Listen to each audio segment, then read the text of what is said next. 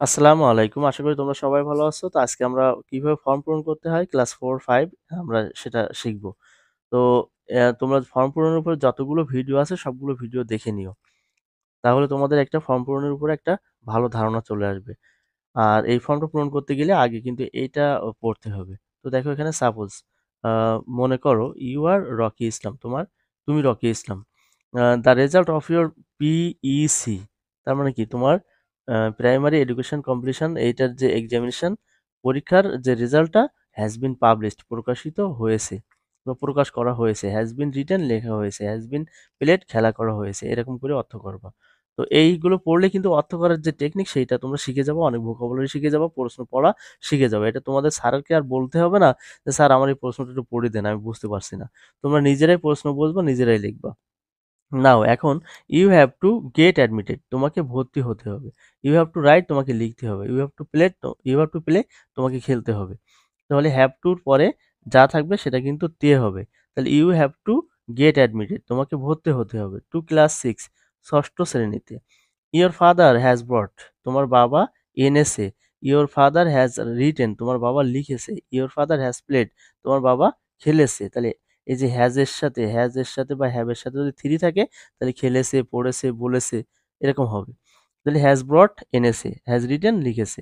The following admission form নিচের ভর্তি ফর্মটি এনেছে ফর ইউ তোমার জন্য তোমার বাবা নিচের ভর্তি ফর্মটি এনেছে। নাও এখন ফিল আপ পূরণ করো দ্য ফলোয়িং অ্যাডমিশন ফর্ম নিচের ভর্তি ফর্মটি পূরণ করো। এখানে একটা স্কুলের নাম দেয়া আছে Sakhipur Dighirpar government primary school. এইটা স্কুলের নাম এই দেবাটা সাতক্ষীরা। তো এখানে আছে কি ফটো। তো এখানে কিন্তু ফটো অ্যাটাচ করতে হয়। যেহেতু পরীক্ষার খাতা এখানে কিন্তু ফটো অ্যাটাচ করার দরকার নেই। তবে অনেকে হয়তোবা এরকম করে। এখানে কিন্তু একটা পিকচার আ এঁকে দেয়। খারাপ হোক ভালো হোক এরকম করে। তবে এইটা ফটোটা তোমরা এখানে এইভাবে লিখে দিলেও হবে। তারপরে এখানে দেখো নেম। নেমের জায়গায় কি লিখবা? এখানে কি নাম মেনশন করা আছে? হ্যাঁ, এই যে রকি ইসলাম। এই যে সাপোজ ইউ আর রকি ইসলাম। মনে করো বা ধরে নাও তুমি রকি ইসলাম। তাহলে কিন্তু তুমি তোমার নামটা আর লিখতে পারবা না। তোমাকে ধরে নিতে হবে যে তুমি রকি ইসলাম। তাহলে এই রকি ইসলামটা এখানে লিখতে হবে। তারপর, তারপর দেখো এখানে ফাদারস নেম বাবার নাম। তো এখানে দেখো বাবার নাম কি এখানে আছে? দেখো এখানে পড়ে দেখো। ভালোভাবে খুঁজে দেখো। আ ই ইউ আর দিয়ে নামটা দেয়া আছে।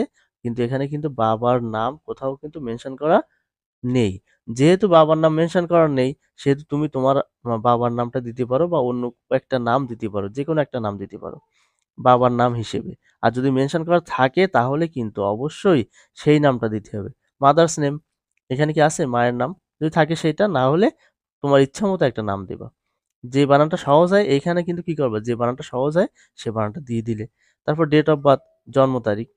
তো এখানে কি ডেট অফ বার্থ অর্থাৎ জন্ম তারিখ কি আছে এখানে? এখানে কিন্তু জন্ম তারিখ নেই। তাহলে আমরা এখানে জন্ম তারিখটা এখানে দেব। মানে ইচ্ছামত দেব। তারপর দেখো checking admission a in class তার মানে কি? যে কোন ক্লাসে তুমি ভর্তি হতে চাচ্ছ। তাহলে আমরা সেই ক্লাসটা দেব। তাহলে কোন ক্লাসে ভর্তি হতে চাচ্ছ? এখানে দেখো এখানে দেয়া আছে কিনা। এই যে 2 ক্লাস 6 অর্থাৎ ক্লাস 6 এ ভর্তি হতে চাচ্ছ। তাহলে আমরা এই ক্লাসটা এখানে বসাই দেব ক্লাস 6। আর এই যে সিগনেচার আছে, সিগনেচারের জায়গায় কি করব? সিগনেচারের জায়গায় এখানে স্বাক্ষর করে দিতে হবে। তারপরে কার স্বাক্ষর হবে? এই যে এটা পূরণ করতেছে। তার মানে কিন্তু এই যে রকি ইসলামটা এখানে লিখে দেব। তো সিগনেচারের এখানে আমরা রকি ইসলাম পুরোটা লিখলেও হবে। আবার এখানে কিন্তু শুধু রকি লিখলেও হবে। যাই হোক আজ এ পর্যন্তই।